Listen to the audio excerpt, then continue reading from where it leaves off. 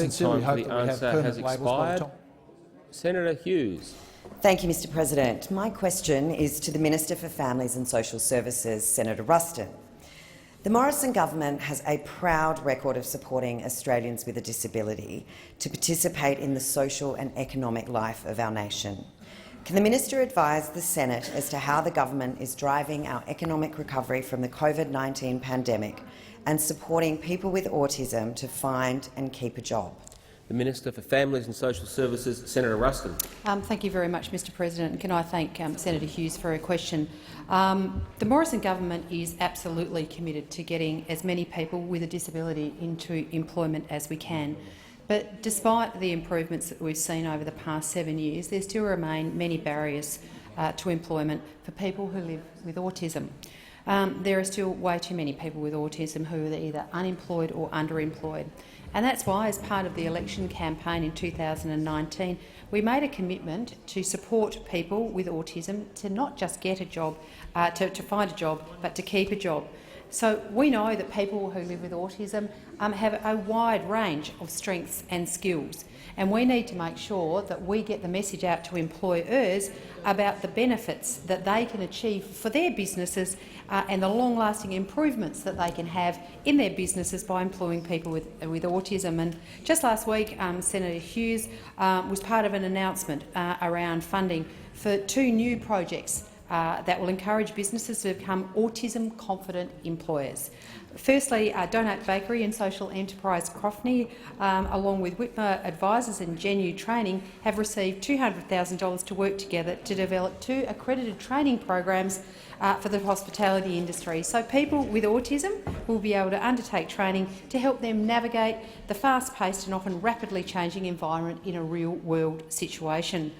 With more than 50% of its workforce people with intellectual disabilities, Crofney Bakery is a leader in the Canberra region for disability employment, and I know Senator Zelger is a great supporter of this business and what they do. But the Crofney Bakery started in the first place because the owner's son has Down syndrome, and they decided that it was very, very important that their child had a meaningful job that he loved. So I'm reliably informed, not just by Senator Ruston. Senator Hughes, a supplementary question. Thank you, Mr President. Can the Minister update the Senate on the national expansion of the successful Dandelion project? Senator Ruston. Thank you very much, Mr President. We already know through our figures that there will be a growing number of young people leaving school with autism, because the fact is that autism is the highest represented category in the NDIS. So it's very important that this government continues to focus on helping this particular group of people successfully transition out of school and into employment. And that's why the Dandelion project, which has been a fantastic success in conjunction with DXC Technologies, will receive further funding of $1.5 million so that we can expand this particular project. So work's already commenced on developing a suite of autism-specific training tools for disability employment service providers and participants and employers, which will target disability employment service providers so that they can understand the specific benefits of supporting people with autism into a work environment. Senator Hughes, a final supplementary question. Thank you, Mr President, and thank you, Minister Ruston, as a very confident autism employer. It's very much appreciated. How is the Disability Employment Service Program supporting Australians with a disability to find work in the wake of the COVID-19 pandemic? Senator Ruston. Thank you very much, Mr President. Disability employment service providers play a very, very important role in assisting people to get jobs and to stay in jobs who live with disability.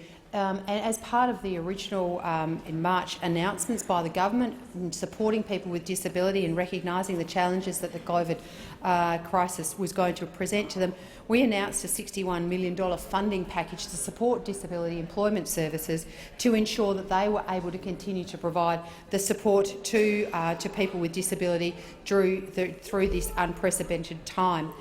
So disability service providers are reporting strong numbers of people who are being placed into employment and to be supported in jobs in excess of 26 weeks, because we know that if we can get somebody into work for a longer period of time, the chances of them remaining in employment are so much higher than they otherwise would be.